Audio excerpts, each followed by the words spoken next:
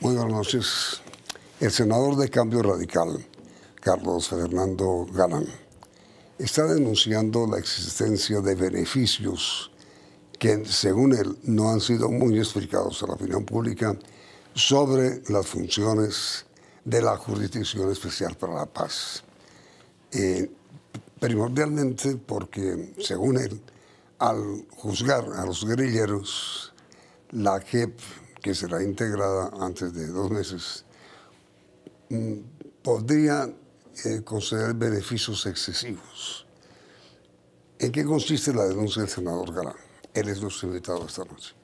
¿Cuál es su denuncia, doctor Galán? Bueno, gracias, Yamil. Gracias por la oportunidad. Básicamente, en el acuerdo de paz se decidió que los guerrilleros condenados inclusive por graves delitos pudieran hacer política. Están condenados por la justicia ordinaria, entran a la JEP y esas conductas que los llevaron a ser condenados van a ser revisadas por la JEP. Y eso es un sapo, digamos, que hay que tragarse, nos vamos a tragar. Sin embargo, yo lo que creo es que eso debe tener una condicionalidad. Debe garantizarse que, bueno, les damos ese beneficio siempre y cuando se garantice que cumplen contando la verdad, confesando los delitos, reparando a las víctimas y cumpliendo las sanciones que les imponga la JEP. Como está redactado, tanto la ley estatutaria de la JEP como lo que quedó del acto legislativo de la reforma que creó la Justicia Especial de Paz, esos guerrilleros van a ir a la JEP, los que cometieron graves delitos, podrán ser sancionados inclusive con cárcel, pero nunca podrán ser inhabilitados políticamente. Es decir, los revivimos y quedan con una especie de blindaje político que no tiene ningún colombiano. Cualquier colombiano que es condenado a penas privativas de la libertad, después queda inhabilitado para ejercer funciones públicas. En este caso, no. En este caso, miembros de las FARC, que por ejemplo vayan a la JEP porque cometieron una masacre, secuestros, etcétera, reclutamiento de menores, van allá, pueden no confesar sus delitos y entonces se van para la cárcel, pero después de que cumplan su pena de cárcel pueden salir a hacer política.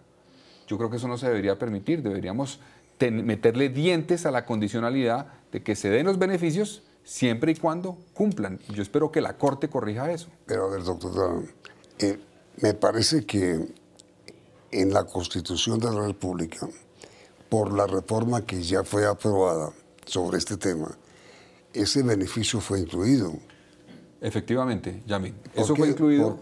Sí, mi pregunta es, ¿por qué en ese momento usted no reclamó? Claro, no, claro que lo hice y presenté una proposición que decía que la JEP podía digamos, volver a inhabilitar políticamente en el caso que hubiera un incumplimiento demostrado. Pero la Constitución, según la reforma, dice que no. Claro, fue aprobado en cuarto debate y luego en la conciliación lo sacaron.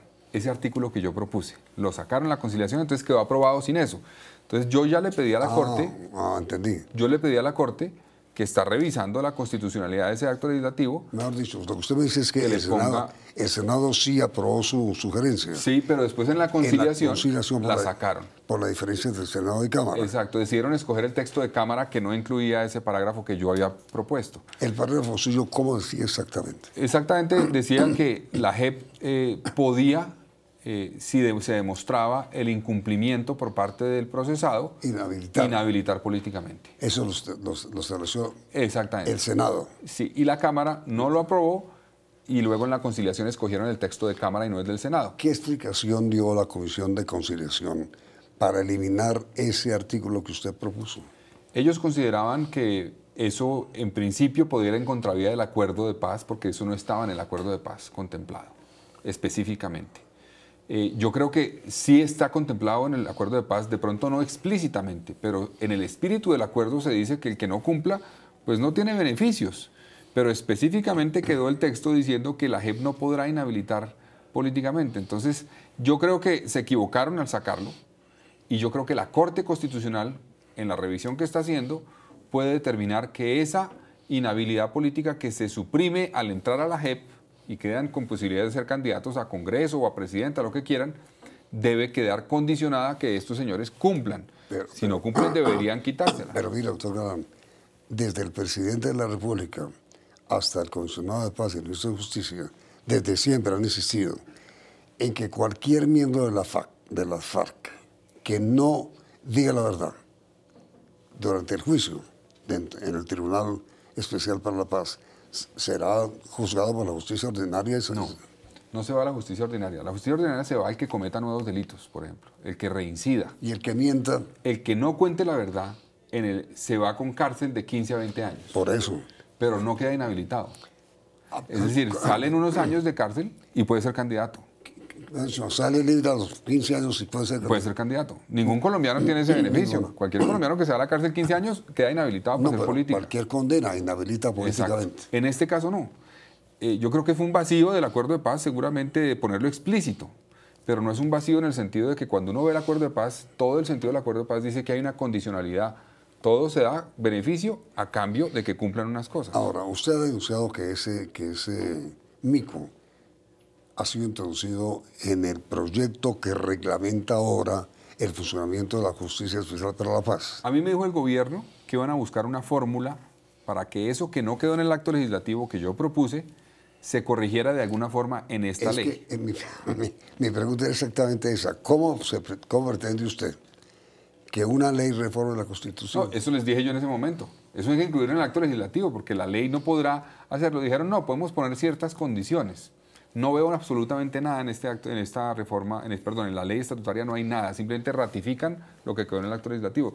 Para ese punto quedamos en manos de la Corte Constitucional. Pero ratifican porque no la pueden reformar. Sí, no, porque es que, y yo se los advertí, yo le dije al gobierno, eso hay que hacerlo aquí, no en la ley. El gobierno me dijo, lo podemos hacer en la ley. Efectivamente no lo hicieron porque no podían.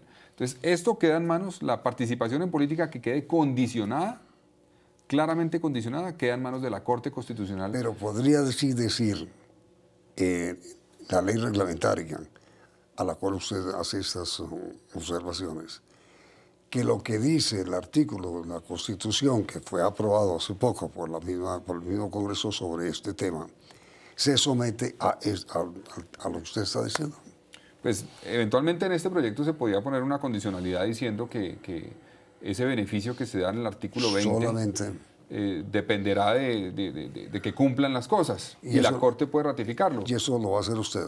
Yo voy a proponerlo, no sé si el Congreso lo apruebe. Pero digo, lo va a hacer, por supuesto, a proponerlo. Claro, lo voy a proponer. Además de que ya intervine ante la Corte Constitucional como ciudadano, diciéndole se aprobó el acto legislativo con una falla, y es que no se incluyó ese parágrafo, y debe garantizarse que se le da el beneficio de habilitarlos políticamente siempre y cuando esté condicionado al cumplimiento de la verdad, la reparación, etc. Pero la Corte no puede reformar.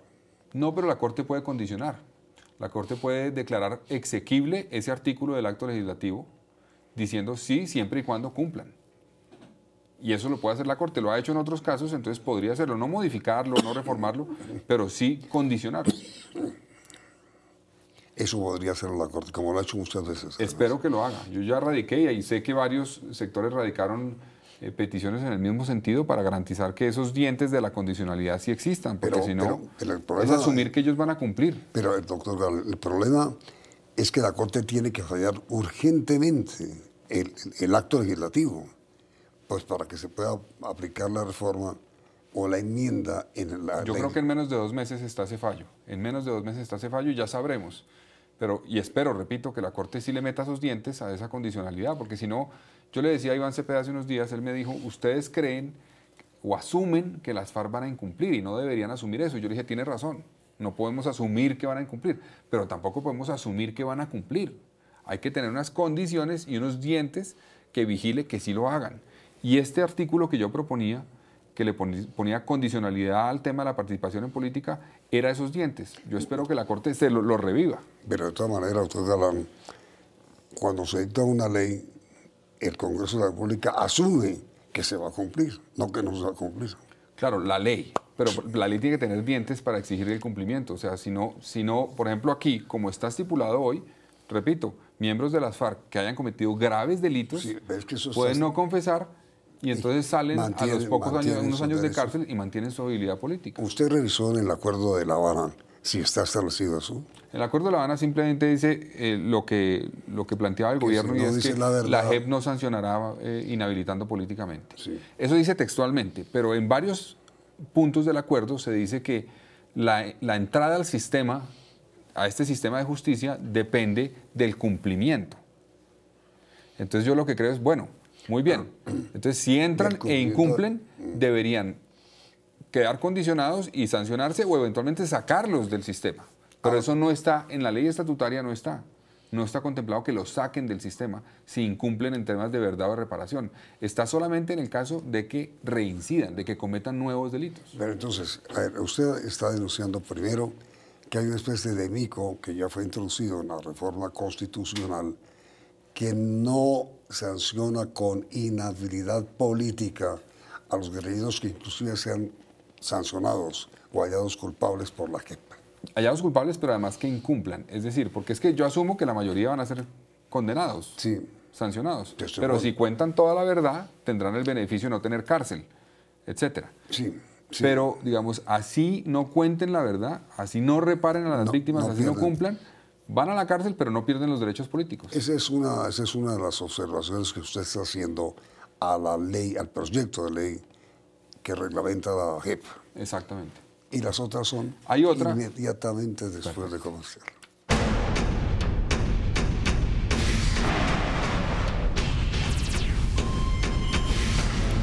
El senador Carlos Fernando Galán enumera micos que, según la expresión utilizada por él, ha descubierto dentro del proyecto de reforma estatutaria a la Jurisdicción Especial para la Paz.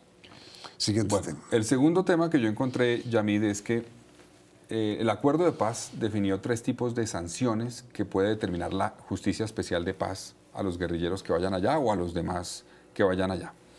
Una es una sanción que se llama la sanción propia de la JEP. La sanción propia es una sanción restaurativa donde va a haber una restricción de la libertad, no privación de la libertad, sino restricción, y seguramente habrá desminado, algún trabajo social, etc. Eso es para los que llegan y confiesan todo, Sí. de arranque. Que no son penalizados, digamos. Exacto. Confiesan graves delitos, ¿no? Sí, Pero sí, los sí, confiesan y sí. cuentan toda la verdad. La segunda categoría de sanciones es la sanción alternativa. Y ese es para el que no confiesa de arranque, sino espera ya al proceso y al final, digamos, de su proceso para decir, no, ¿sabe qué? Yo sí quiero contar todo. Es decir, no lo hace de arranque, sino que lo hace de manera tardía, confesar sus delitos. Sin que sea que lo denuncien. No, lo están investigando, tienen unas cosas sobre él y él no acepta nada y él dice, no, yo no he hecho eso, y después tardíamente dice, no, ya sabe que quiero confesar que yo sí participé, yo hice esto, soy el responsable de esto, etc. Si lo hace de manera tardía, tiene de 5 a 8 años de cárcel. De acuerdo, pero digamos, es una tardanza caprichosa, no es porque los miembros del tribunal digan usted mintió. O- No, es que no quiere confesar de inicio, digamos, no colabora con la justicia de arranque, sino que se demoran a hacerlo, esperando seguramente a ver qué tiene la justicia contra él, o y digamos. cuando ve que hay pruebas. Entonces dice, ¿sabe qué? Yo mejor sí confieso todo, etcétera. Si lo hace de manera tardía, tiene de 5 a 8 años de cárcel. El acuerdo de paz dice pena efectiva de cárcel. Y si no colabora... Tardía mientras lo están juzgando. Exacto. No después del juicio. No después del juicio. Tardía durante el proceso. Sí. Y la última categoría de pero sanciones... ¿sobre eso qué? No, pero ya le explico. La última categoría es de 15 a 20 años de cárcel al que no colabore nunca Sí, pero y no cuando- confiese nada. En el caso de los segundos de la pena alternativa... Sí, de la tardía. Sí, exacto. Que se le dice alternativa en el acuerdo de paz, se contempla, y ahí dice el acuerdo de paz, de 5 a 8 años de cárcel efectiva. En la ley estatutaria que radicaron en mayo, o en el periodo pasado, que la retiraron, no decía nada de cambios al respecto. Pero en la que radicaron ahorita, le incluyeron en el artículo 137 un numeral tercero adicional que no existía, que básicamente dice que si ellos de manera tardía cuentan la verdad y el tribunal determina que contaron toda la verdad, cuando hayan cumplido la mitad de la cárcel para la cual se les va a condenar, pueden salir a cumplir el resto de la sanción con la restricción de la libertad, que no es cárcel, sino pues como los otros, como los primeros. Entonces, están reduciendo en la práctica la cárcel de estos personajes a la mitad. No, por eso le pregunté yo a usted, doctor Garland, antes. La expresión tardía es mientras los están juzgando. Sí, antes del juicio, antes de que los condenen. Por eso, ahí yo no veo ninguna, o no se ve ninguna grave... Es que el objetivo de hacer eso, Yamil, de poner la diferencia entre el que cuente todo de arranque y el que no, es incentivar a que colaboren con la justicia, que realmente cuenten todo, que no se vean obligados a hacerlo en algún momento, sino que tengan una iniciativa y contribuyan y demuestren su voluntad de paz así. No, pero digo, doctor Galán, comienzan a juzgar al señor Timochenko, por cierto. Él no confesó nada el lunes ni el martes, pero decidió el miércoles contar. Entonces, depende de la etapa del proceso, digamos. Una cosa es en la sala de reconocimiento, otra cosa es en el tribunal. Si en la sala de reconocimiento no reconocen nada, pero después en el tribunal dicen, no, sabe que yo sí quiero confesar. Que los va a juzgar. Exacto.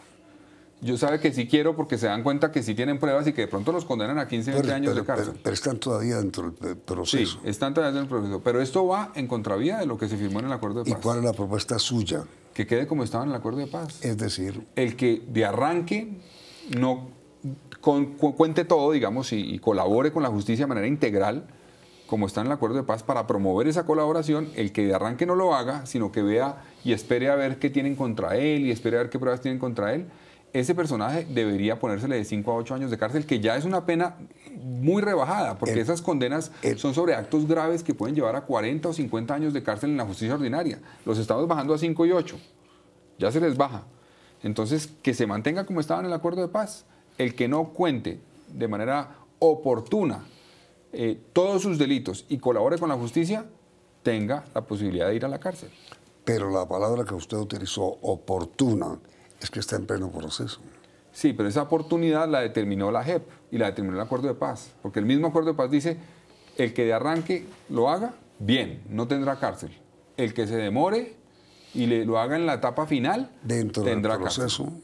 Exacto, dentro del proceso, así lo dice el acuerdo de paz. Sin que haya terminado el juicio. Sin que haya terminado el juicio, porque es que es en cierta forma demostrar que se le abre la puerta o la posibilidad a un miembro de las FARC que espere a ver qué tienen contra él. Entonces no demuestra su voluntad de paz, sino está esperando a ver qué tienen contra él para ver qué decisión toma. Lo que buscamos en este acuerdo de paz es que no hagan eso, sino que tengan la voluntad, la demostración de decir, ¿sabe qué? Yo quiero confesar todo lo que yo hice de delitos que puedan ser sujetos de investigación por parte de la JEP. Aquí está, lo confieso todo, y eso es lo que queremos. Eso amerita que nos traguemos el sapo de reducir las penas o eliminar las penas de cárcel. Si ellos se ponen a jugar con la justicia y decir, venga, si yo me demoro, ¿qué pasa? De pronto no tienen las pruebas contra mí, estamos abriendo la puerta a una puerta, me parece muy perversa, de incentivar no contar todo, porque le estamos rebajando la cárcel. En cambio, si les damos el beneficio de no tener cárcel, si cuentan todo, incentivamos es que cuenten absolutamente todo. Es decir, la posición suya es la de que el exmiembro directivo, jefe de las FARC, que esté ante el tribunal que lo está juzgando, diga tan pronto comience el juicio toda la verdad. Toda la verdad, que tenga un incentivo claro. Y que no le vayan diciendo todo. Y esto, y esto, y esto. Exacto, exacto. Y eso contribuye a la verdad, contribuye a los derechos de las víctimas y contribuye a la justicia. Se ameritan o amerita que hagamos sacrificios en justicia a cambio de verdad plena. Pero si ellos encuentran un camino por donde de pronto no cuentan todo o buscan la forma de demorar contar la verdad, se genera un incentivo perverso, en mi opinión, para que estos personajes no cuenten todo. Pero yo tengo entendido, doctor Galán, que eso sí está establecido en el acuerdo, es decir, que el que no diga la verdad no recibe beneficio. Sí, exacto. Pero estaba este intermedio que le menciono, que es el que va a esperar un poco a ver si cuenta o no, dependiendo de lo que tenga la Justicia Especial de Paz sobre él. Y eso es perverso, debería ser, digamos, de iniciativa propia de ellos, decir todo lo que ustedes tienen es cierto y no solamente eso, yo participé en esto y esto y esto y esto. Perfecto. Pero como estamos hablando es del proyecto de ley estatutaria que reglamenta la Jurisdicción Especial para la Paz, usted todavía puede enmendarlo. Sí, claro. Esto yo voy a presentar una proposición para que ese artículo quede correspondiendo a lo que dice el acuerdo de paz específicamente, y es que esos que de manera tardía vayan a contar algo tengan cárcel. A mí me llama la atención una cosa, Yamil, es que cuando uno quiere mejorar cosas del acuerdo de paz en la implementación jurídica del acuerdo, y uno dice, mire, de pronto aquí faltó decir esto para mejorar el tema de las circunscripciones, por ejemplo, de paz que se crearon, ¿por qué no lo hacemos de esta forma que garantiza que el espíritu del acuerdo se cumpla, etcétera? El gobierno le dice a uno, no, es que hay que seguir al pie de la letra del acuerdo. Pero en este punto no lo siguen al pie de la letra, en este punto sí crean una posibilidad para que se le reduzca la pena de cárcel a algunos miembros de las FARC, que ya son bastante reducidas, yo creo que no tiene sentido. Ahora, otro de los temas de los cuales se ha venido hablando ayer y hoy, que acaba de ser adoptado, es la responsabilidad del comandante y no del soldado, por llamarlo de alguna manera, dentro de las FARC. ¿Cuál es su opinión sobre eso? No, yo creo que debemos procesar y se deben procesar a los máximos responsables. En eso estoy de acuerdo. No al guerrillero raso. No, al guerrillero raso no, digamos. Ahora, ese guerrillero raso, y eso es una preocupación de la ONU, por ejemplo, que lo manifestó ayer en la ley de amnistía, sí debe tener una responsabilidad de ayudar a encontrar la verdad.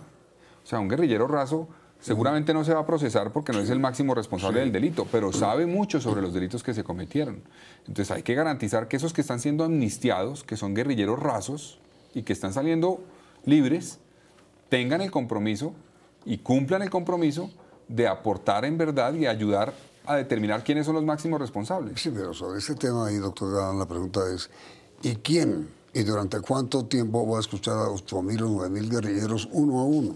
No, seguramente no a todos, pero vale la pena que quede una condicionalidad porque ellos tienen mucha información. Y si la justicia no tiene la información suficiente para condenar y sancionar a un máximo responsable de delitos de guerra, por ejemplo, pues sería absurdo que el Estado renuncie a la posibilidad de pedirle a alguien que el mismo Estado está amnistiando, decirle, oiga, yo lo amnistié, pero ayude, apóyeme en encontrar la verdad. Y dentro del debate que usted anunciará en el Senado de la República frente al proyecto de reglamento de la JEP, ¿hay algún otro mico que usted llama? No, mico no hay nada más.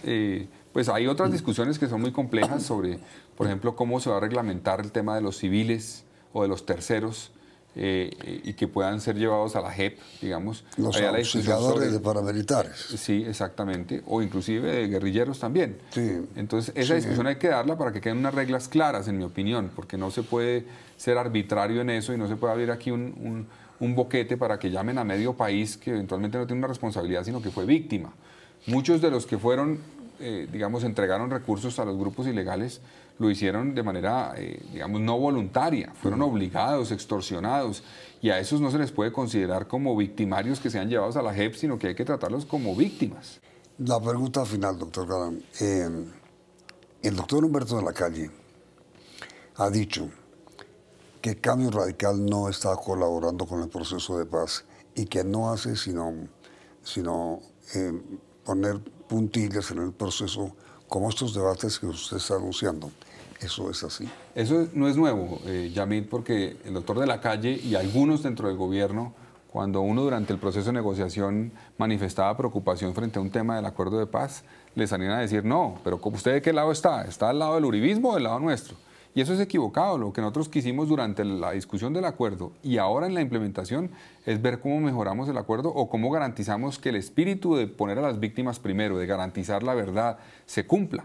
Y eso es lo que estamos haciendo y lo seguiremos haciendo. Eso no es torpedear el proceso, eso es todo lo contrario, es mejorar la implementación para garantizar que el objetivo fundamental de la paz se cumpla.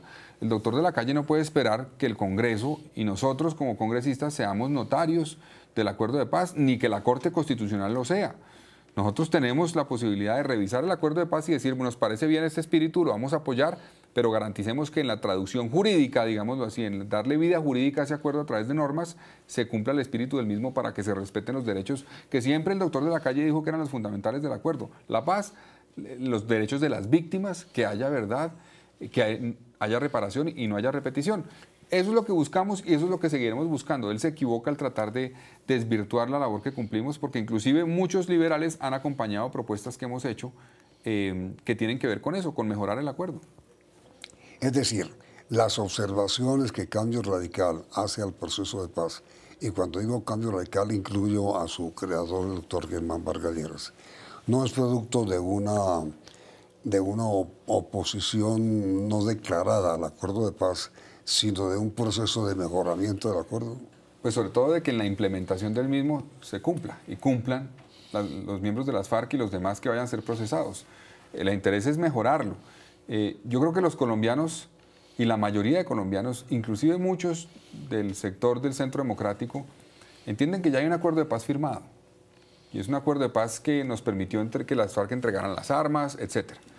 Lo que hay que hacer ahora no es dar marcha atrás en el acuerdo, sino garantizar que su implementación funcione, que los guerrilleros cumplan, que el Estado cumpla, pero también que hagamos cumplir a la guerrilla, a los miembros de la guerrilla. Esa es la intención de Cambio Radical y yo creo que es válida y respetable. Esa es la pregunta para nuestros televidentes. ¿Están ustedes de acuerdo con la posición que acaba de exponer el doctor Fernando Galán en nombre de Cambio Radical, en que Cambio Radical mantenga su posición de hacer observaciones al proceso de paz, que no es una declaración de oposición? ¿Está bien? Muy bien. ¿Están de acuerdo con la posición de Cambio, sí o no? Perfecto. El resultado del sondeo saldrá al final de la emisión. Vienen las noticias del día en la siguiente emisión del Noticiero CR.